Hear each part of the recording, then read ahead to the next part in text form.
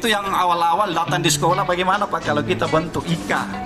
Ya dengan spontan juga saya kan, itu yang sudah lama saya tunggu-tunggu. Jadi ini yang saya harapkan sekali kepada adik-adik, terutama panitia-panitia ini yang selalu setiap pekan di Jalan BTBT kalau tidak salah ya, biasa di situ kumpul-kumpul. Jadi ada beberapa sekretariat yang saya lihat itu setiap minggu saya lihat di WA saja, wah ini enak ini kalau kita ikut-ikut ini.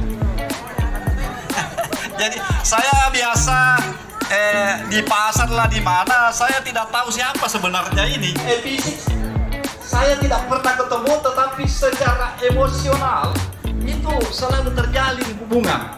Saya di mana-mana, Pak, saya alumni, saya alumni.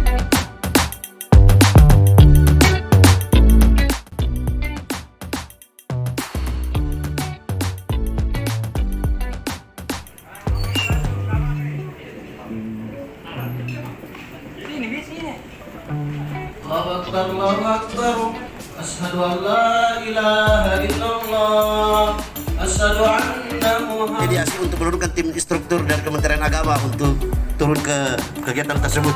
Saya kira itu barangkali, karena kalau kita mau baca doa Pak masih lama, ini masih ada kurang lebih 10 menit.